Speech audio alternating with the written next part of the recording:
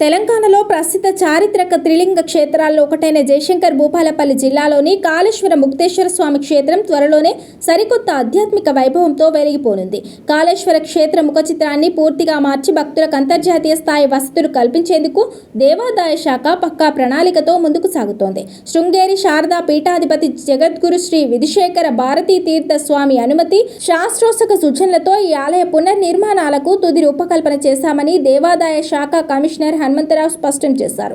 ఇందులో భాగంగా నేడు ఆలయ ప్రాంగణంలో నిర్మాణాల తొలగింపు, పూజలను అర్చక బృందం అత్యంత శాస్త్రోక్తంగా ప్రారంభించింది. ఆలయ పునర్నిర్మాణాలపై మంగళవారం కాళేశ్వరం ఈఓ కార్యాలయంలో ఒక ఉన్నత స్థాయి సమావేశం జరిగింది.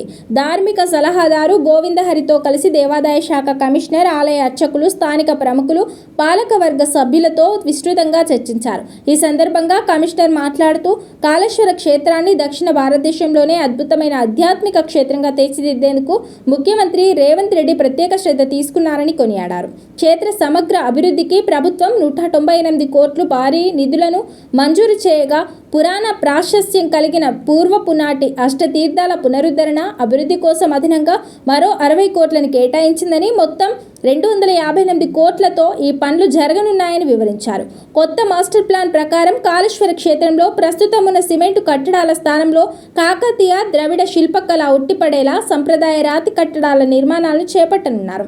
దీనివల్ల ఆలయ ఆవరణం అత్యంత విశాలంగా మారడమే కాకుండా రాబోయే వందల సంవత్సరాల పాటు చెక్కు చెదరకుండా నిలిచిపోతుంది. సామాన్య భక్తులకు ఎలాంటి ఇబ్బందులు కలగకుండా ఒకే సమయంలో ఆలయ ఆవరణలో దాదాపు 25,000 మంది భక్తులు వేచి ఉండేలా విశాలమైన మండపాలు, క్యూలైన్లు, వసతి సౌకర్యాలను నిర్మిస్తున్నారు. సమయపాలన విషయంలోనూ దేవాదాయ శాఖ అత్యంత ఖచ్చితంగా వ్యవహరిస్తోంది. వచ్చే ఏడాది జూన్లో అత్యంత ప్రతిష్టాత్మకమైన గోదావరి పుష్కరాలు ప్రారంభం కానున్నాయి.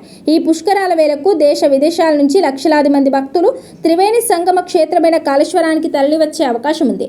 అందువల్ల పుష్కరాలు ప్రారంభం కావడానికి ఒక నెల ముందుగానే, అంటే మే 2027 నాటికే ఈ పునర్నిర్మాణ పనులన్నింటినీ పూర్తి చేసి భక్తులకు అందుబాటులోకి తీసుకురావాలని ముఖ్యమంత్రి రేవంత్ రెడ్డి గడువు విధించారని, ఈ మేరకు పనులను శరవేగంగా పూర్తి చేస్తామని కమిషనర్ హనుమంతరావు చెప్పారు.